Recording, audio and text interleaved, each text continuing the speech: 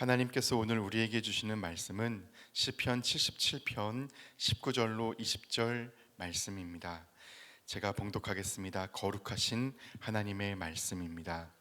주의 길이 바다에 있었고 주의 곧은 길이 큰 물에 있었으나 주의 발자취를 알 수 없었나이다. 주의 백성을 양떼같이 모세와 아론의 손으로 인도하셨나이다. 아멘.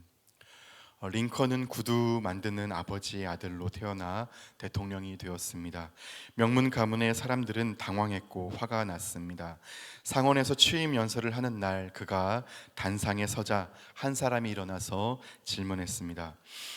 링컨, 어쩌다 당신이 이 나라의 대통령이 되긴 했지만 예전에 당신의 아버지와 함께 우리 식구들의 구두를 만들어주기 위해 우리 집을 드나들곤 했다는 사실을 잊지 말아주기 바라오. 또 여기에는 당신의 아버지가 만든 구두를 신고 있는 상원 의원들이 많이 있어. 그러니 당신의 출신을 잊지 마시기 바라오. 링컨에게 상처를, 시련을 가하는 상황이라고 말할 수 있겠습니다. 하지만 링컨은 그런 것을 상처로 접수하지 않았습니다. 그는 이렇게 답합니다.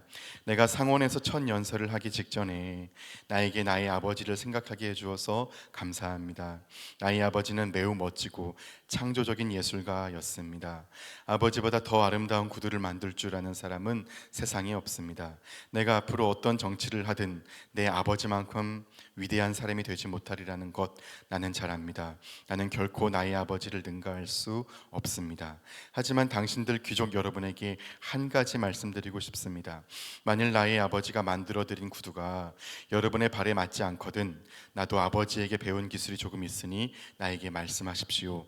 나는 훌륭한 제화공은 아니지만 최소한 여러분의 구두는 수선해 드릴 수 있습니다. 연락만 주십시오. 언제라도 여러분의 집으로 달려가겠습니다.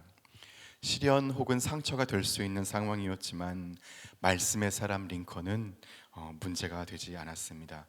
여러분, 우리가 살아가면서 아픔, 시련의 상황 피할 수가 없습니다. 시련이란 견디기 어려운 서름입니다. 때로 우리는 질병이라는 시련을 겪기도 하고 슬픈 사건, 사고로 시련을 경험하기도 합니다. 경제적 어려움 또는 갈등이나 배신과 같은 관계의 어려움으로도 시련을 당하기도 합니다.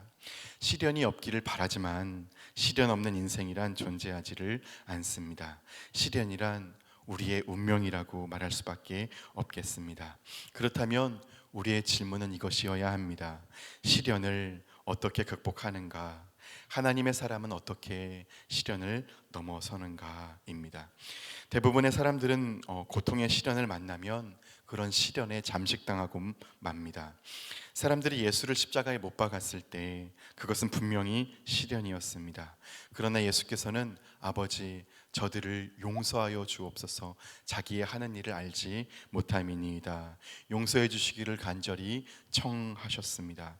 시련이 예수를 십자가에 매달고 그분의 육신에 상처를 줄 수 있었지만 그분의 존재 자체인 영혼에는, 그분의 사랑의 마음에는 아무런 상처도 낼 수 없었습니다. 시련은 예수를 조금도 잠식시킬 수가 없었던 것입니다. 그분이 우리의 길이십니다. 시련을 넘어서는 길이시고 참 사람의 길이 되십니다. 오늘 본문의 하나님 말씀도 그 길을 우리에게 열어주고 있습니다. 시편 기자는 그의 고통을 견딜 수 없어서 울부짖고 있습니다. 77편에서 고통의 내용이 구체적으로 언급되진 않지만 그는 극도의 고통을 겪고 있습니다. 그는 하나님께 부르짖으며 밤에도 내 손을 들고 거두지 아니하였다 말합니다.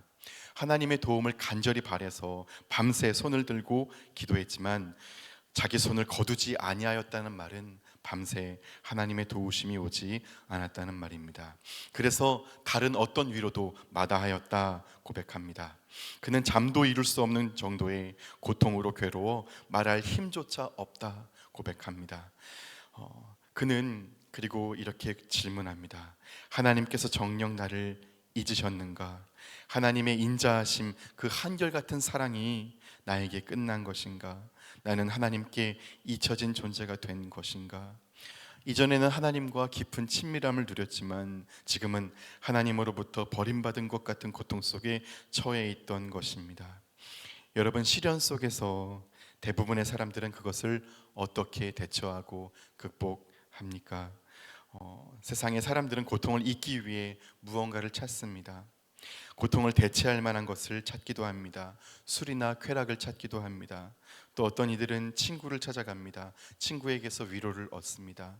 여러 방법이 있지만 오늘 시편 기자는 시련을 극복하기 위해 하나만 의존하고 있습니다. 그것은 깊이 생각함입니다. 기자는 깊이 생각합니다. 오로지 하나님의 일들을 기억하고 과거의 하나님의 역사를 기억하겠다고 말하고 있습니다. 여러분, 기억이라는 것 참 중요합니다. 기억한다는 것, 기념한다는 것, 그것은 곧 깊이 생각한다는 것입니다. 숙고하는 것입니다. 우리 교회의 언어로 말하면 깊이 묵상하는 것입니다. 하나님의 말씀을, 반드시 사건화되는 하나님의 말씀을 깊이 생각할 때 그는 더 이상 그를 붙들고 있는 시련에 잠식당한 존재가 아닙니다. 그는 하나님의 말씀을 깊이 생각하고 붙들고 있기 때문에 그는 시련의 메인 존재가 아니라 하나님 말씀의 메인 존재라고 말할 수 있습니다.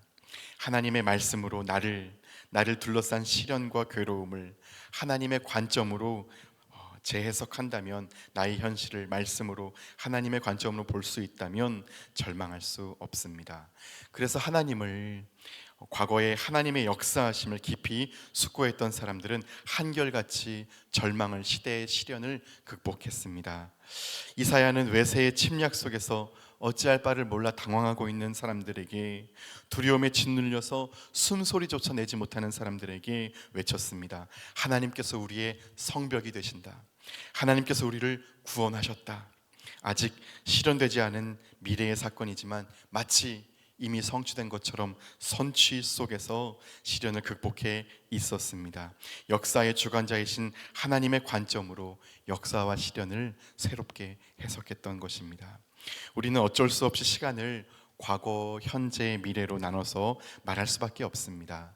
하지만 아인슈타인의 말대로 시간이란 정신적 구조물입니다. 존재한다면 영원한 현재만이 존재하고 있습니다. 그래서 과거란 기억으로서 존재하는 현재이고 미래란 기대로서 존재하는 현재입니다. 오직 영원한 현재만이 있습니다. 그렇다면 하나님의 말씀을 기억한다는 것, 과거의 말씀이 일으킨 사건을 기억한다는 것이 무엇이겠습니까? 단순히 과거를 회고하는 것이 아니라 그 과거를 현재로 간주하는 것입니다. 영원한 현재만 존재하기 때문입니다. 깊이 생각한 기자는 끝내 결론에 당도합니다. 주의 길이 바다에 있었고 주의 곧은 길이 큰 물에 있었으나 주의 발자취를 알 수 없었나이다. 하나님께서 이스라엘을 위해서 예비하신 길이 분명히 있었지만 그 길이 드러나기 전까지는 그 누구도 그것을 헤아릴 수가 없었다고 고백하고 있습니다. 하나님께서 바닷속에 나를 위한 길을 준비하고 계신데 그 길은 미처 알 수 없었기 때문에, 그래서 불안하고 두렵고 고통스럽고 답답했지만 나를 위한 주님의 길이 드러나는 순간 더 이상 시련일 수 없었던 것입니다. 그렇게 하나님께서는 나를 위해 곧은 길을 예비하고 계시는데 그 길은 인간의 눈에 보이지 않기 때문에, 인간의 지혜로 알 수 없고 인간의 오성으로 알 수 없기 때문에, 주의 준비하신 역사가 드러나지 않기 때문에 어려운 것입니다. 바닷속에 길을 만드시기 때문에, 하나님은 너무나 창의적이시기 때문에 그분의 길은 인간이 결코 자각할 수 없었습니다. 그래서 괴롭지만, 보이지 않지만 기자는 과거의 하나님의 역사를 기억하고 이제 인식했습니다.